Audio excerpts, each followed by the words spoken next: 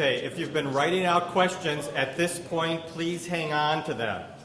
You're going to have an opportunity to take one look to see if that's in fact the question you want to ask.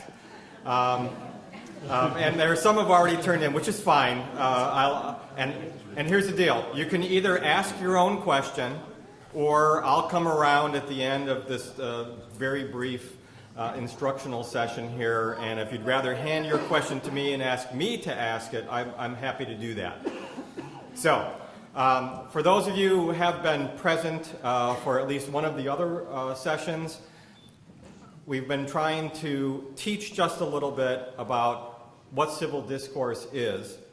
And I've been offering a definition that after several Sunday school classes, having done this, same definition, and after the first two sessions, I decided I'm altering the definition a little bit because my mind has changed.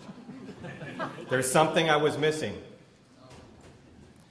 The first part, all good. Civil discourse is a practice of conversation and argument characterized by honesty and mutual respect among people with relatively equal power regarding matters about which participants deeply disagree, and here's where the change comes, and seeking understanding, shared good, or a compromise.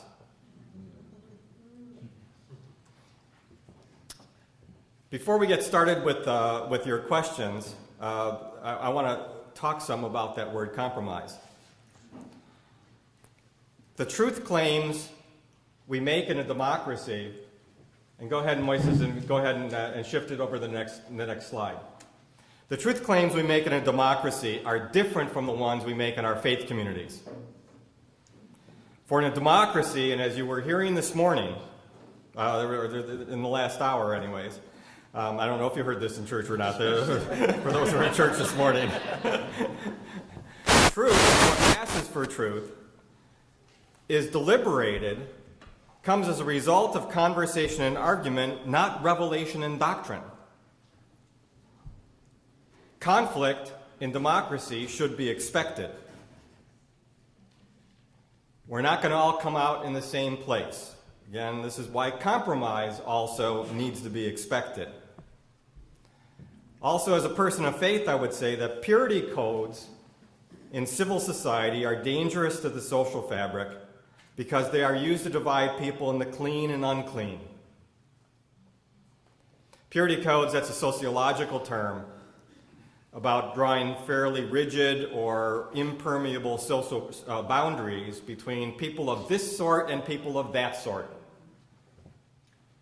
And oftentimes religion is one of the ways we name what is clean and what is unclean. All right, which has its role in each of our religious traditions. Once you carry it out of our religious traditions and put it into the social fabric, you've got something different.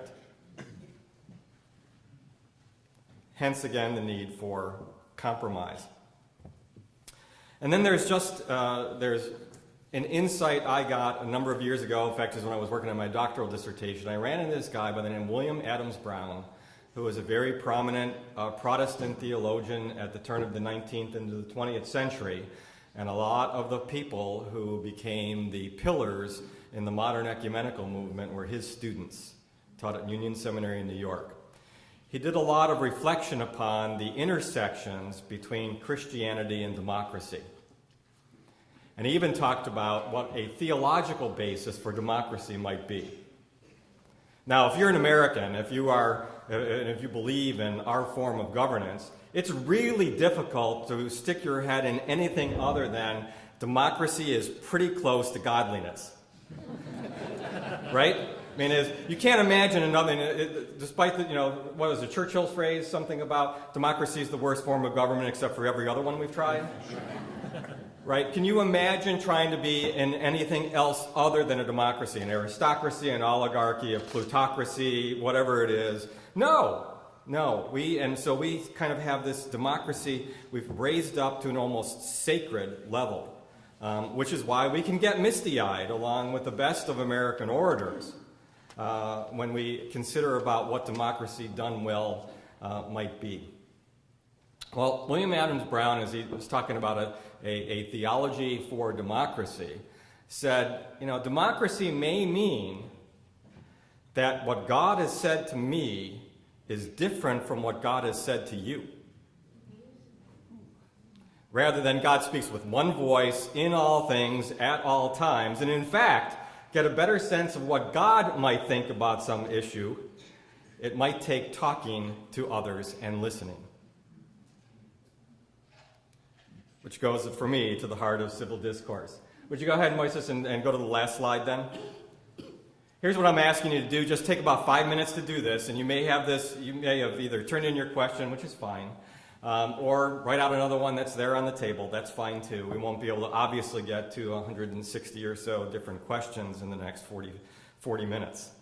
But here's what I'm asking you to do. I'm asking you to write down the question and then ask yourself, having written it, why is that question important for you?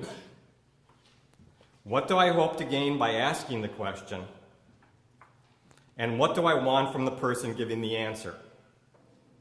Is it more information or a deeper perspective on the topic? Is it clarification on a point you did not understand, or on which you want to check whether or not you understood correctly? Or are you really asking them to consider your point of view, which may differ from theirs? All are legitimate. After considering those options, revise your question if necessary. And I'll come around in just about 3 or 4 minutes. I'll start walking around through the tables. You want to hand a question to me, please do. If you want to chat with each other about your question before you turn it on, good.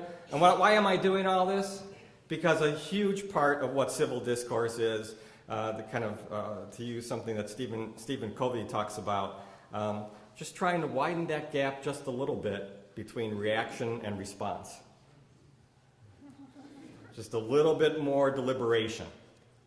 So this is a layer of deliberation that if you're reacting to something that someone has said, you might not get to. This is practicing one of the disciplines that I think is involved in carrying on civil discourse with one another. So I'm going to shut up. I'm going to ask you to consider your questions. And in just a few minutes, I'll walk around, gather them, come back up here, and we'll start the Q&A. I'll walk around with the microphone and allow you to ask questions. And Mike and Rich, thank you very much for being able to stay around for this part of the conversation.